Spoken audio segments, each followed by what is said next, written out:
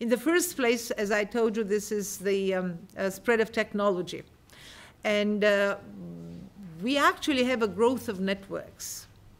I did refer to the social media, but when we say social media, it's not one for all. You have all sorts of different networks all over the world.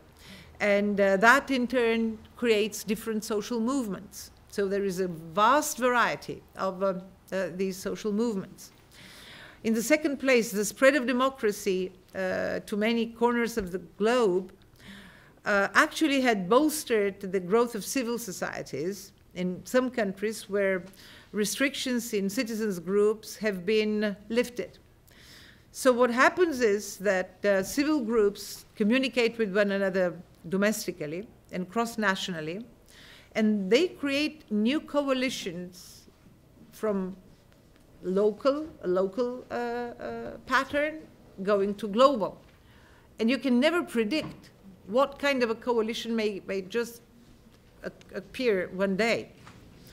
In the third place, these networks of knowledge and action, as Lipschutz calls them, they're unconstrained by geographical borders, something which I referred to earlier. And they are also largely beyond states' control. Now, how does that work? Is that a good thing or a risky thing? That's something which I would like to hear from you about. I, maybe being somebody who comes from the civil service, someone who has been always in a traditional kind of state structure, may warn against no control at all. You may have a different view. You may have, no, that's where the future is. They must be entirely free. So I would love some reactions on this one.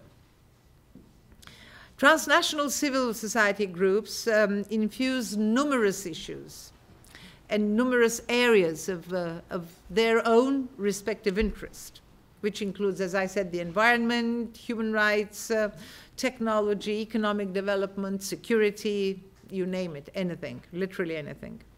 And their demands for representation in the process of global governance contributes to the increased need to reform the existing international institutions. There's a pressing need for reform. And new ways need to be found to incorporate actors other than states to governance. That's why all these organizations I mentioned to you, they all try to timidly somehow bring on the sidelines organizations which are interested in their respective subject matter. But they're literally on the sidelines. They never take part in the real decision-making process. They may be ceremoniously welcomed, met, heard out, but, and maybe arguments would be also taken into account, but they don't sit at the table. As I'm not saying that you are those groups and we are the decision makers, but graphically this is more or less a similar picture. So the institutionalization of international relations has never been more difficult than it is today. On the one hand, you have to have, as I say, a structured process, a structured way of making decisions. On the other side, it's very hard to do that exactly, given the fact of so diverse and fluid, very often very fluid non-state actors. There is blurred hierarchy of the international system now. Boundaries and authorities are getting more obscure.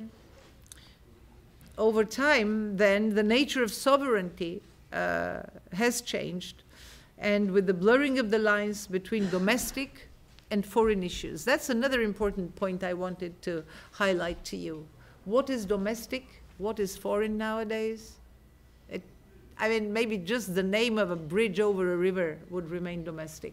Everything else is part of a bigger, of a broader arrangement. The intergovernmental organizations, they are getting more relevant. As I said, NATO with the debt crisis, it's very much highlighted in today's situation. NATO with the various security issues which it reveals, like the Balkans, my region, Afghanistan, Libya. Afghanistan, what happens there? That's a big question mark. I don't want even to go into that. And at the same time, they find their authority constantly challenged by the intergovernmental inclusion in the decision-making process of various other groups, which are not the member states. They're something else. There is a tendency lately to have these organizations replaced by ad hoc groups. That's the fluidity I'm referring to. You can have an issue, and then you have an ad hoc group around this issue, and then what happens to the ad hoc group? It just either dissolves or they reorganize themselves for another issue. You never know. That's the unpredictability also of the process. It's easier to find common ground for reaching agreements on collective action, on norms and rules in these ad hoc groups, which are kind of groups of interest, probably. So 20th century diplomacy saw the accelerated trend from bilateral to multilateral diplomacy and the growth of conference diplomacy. And this is what, as I mentioned earlier, we were hoping to be able to continue. And multilateral negotiations have become management tools in international politics. So what I think, and I will stop here, is in, how should I put it, in a very practical way. What I think we're dealing now in diplomacy, in this, as I say, broader decision-making process is bargaining diplomacy. So there is a lot of bargaining going on back and forth, and we are lucky when everybody can get a piece of the bargain and some interest which will hopefully meet the needs of a broader community, of a nation or of a social group. Thank you.